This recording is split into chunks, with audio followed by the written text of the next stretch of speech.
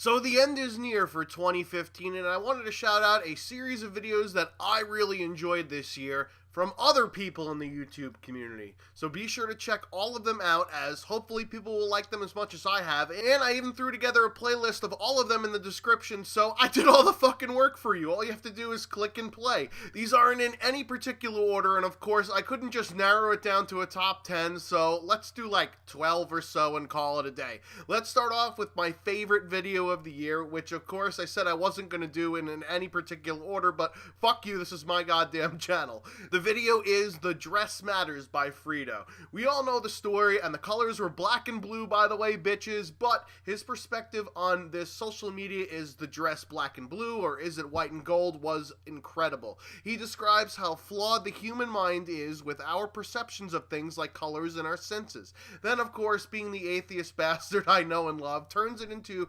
dissecting the stories in the Bible as being described by human perception, which we already saw was flawed with the dress.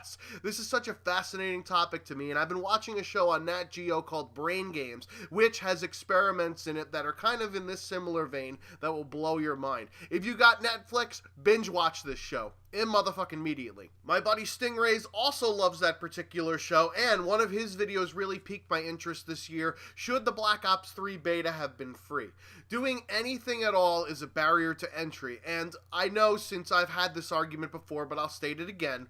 The purpose of a beta is mainly for matchmaking and server strain testing. Nobody, except of course Treyarch, is going to be stupid enough to make game balancing decisions on 5 days worth of data. Anyway, so Ray's main point is, by sectioning off the amount of people that are able to participate via making them throw down money to pre-order the game, actually harms the very thing that they're trying to accomplish with the beta.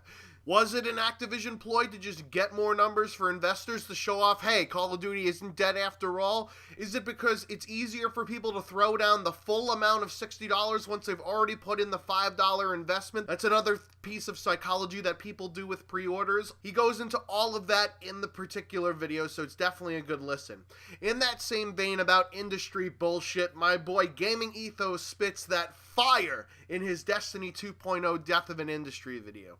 Other videos in this series are all really, really good, but this one especially hits a home run, and the crowd is going fucking wild because of the context. Destiny's developers had just pulled the quote, throw money at the screen bullshit, and he destroys the entire concept of Destiny with the psychological analysis of the random number generator with gear, the Taken King expansion leaving the hardcore year one owners, the people that you have entrusted and have supported your game thus far, in the dust, and the microtransaction model in a full price game while cutting up the story to be sold later. The entire video reflects my opinion on Destiny, besides it being a game I actually hated playing during the beta period with its clunky controls and its absolutely repetitive gameplay. Next, let's go a little bit more upbeat and do my favorite Call of Duty montage of all time, Hail to the Kings by my fellow OP leader Weagle. It's an 11+ minute destruction fest set to some epic music, plus of course the song of the same name,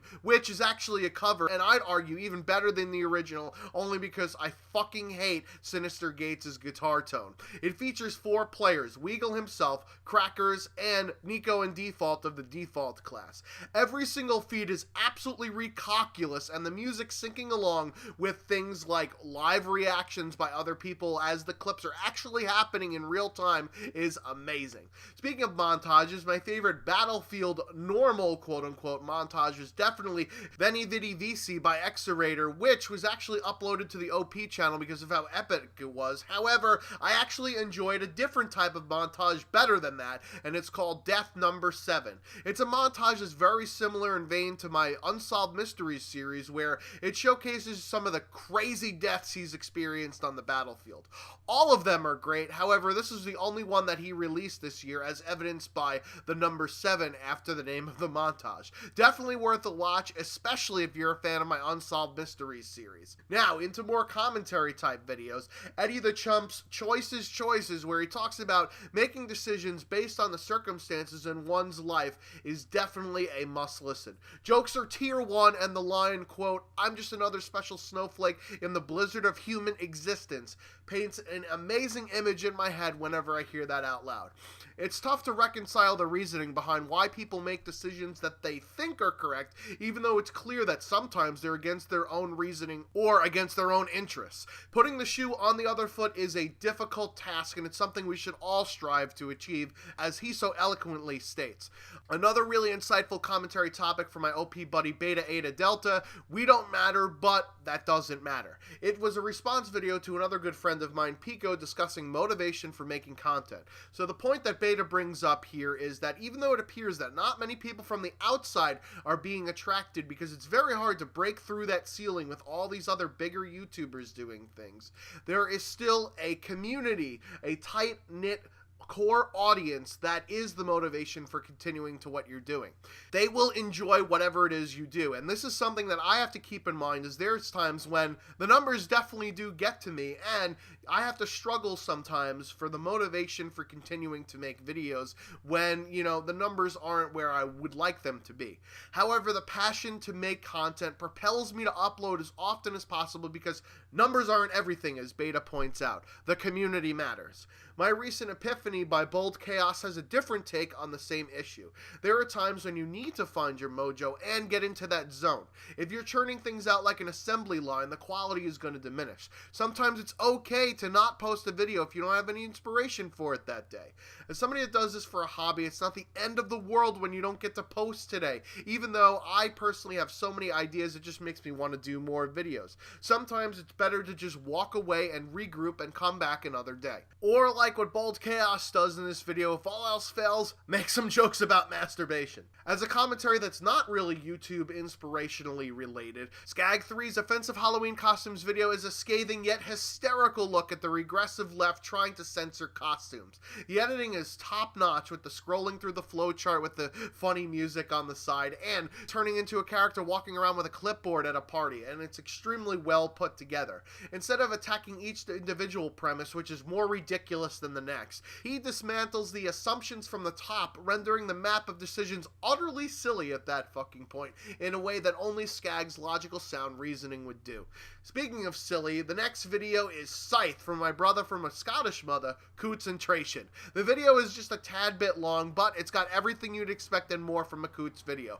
Anger, frustration, rage, excitement, and huge fucking plays. You can feel the emotion throughout the video, of which he is one of the only people that I could actually stomach that does cut comms. Ever since Jev made it popular, so many shitters try to emulate the style, but none can do it as well as Coots, because you're not that fucking entertaining.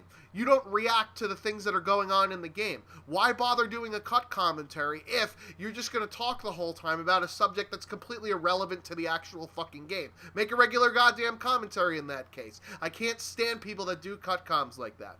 Anyways, the best moment in the video is at the end. It's the reaction to a crazy Scythe feed for which the title of the video is named after. I mean, just listen.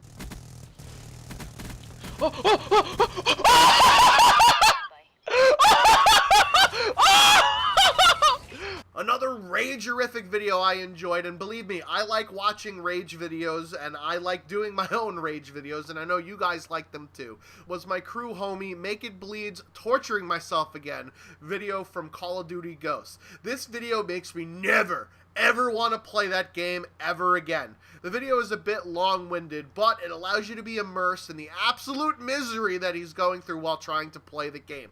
People in corners, people with thermal sights, people with ghillie suits, people crouch walking around the map, people hiding in corners with dogs. It's all in this fucking video. You just want to jump through the monitor and strangle the people that play this way. Finally, is fellow Guitar Hero axe slinger Chaos Lord David nailing all of the notes on one of my favorite tunes of all time, Megadeth's Holy War's The Punishment Due. This song is over 6 minutes long, it's one of Megadeth's fastest songs, and it's one of their most technically difficult in their entire catalog. I don't understand how he fucking does it. He doesn't miss a single goddamn button press. I know that Guitar Hero Rock Band videos aren't really a huge thing on YouTube anymore, especially with all the Content ID bullshit discouraging people from actually uploading uploading this type of stuff, but I was such a huge fan of this series before I got into the Call of Duty games, so it's literally a trip back in time for me. It's hard to watch both the fretboard and the camera at the same time, so watch the video twice, looking at each part in each watch. One time, look at all just the flurry of the orange and green and whatever colors on the fretboard, and then watch his fingers on the camera. That is truly fucking amazing. And god damn it, pick up a real fucking guitar, David. So that's my top 10-ish videos of 2015. Watch them in full, playlist down in the description, and let me know if you've got a video by somebody other than me that you like this year, and I will be sure to check it out. I've been the Schwantz27, out like Chip Kelly. Until next time.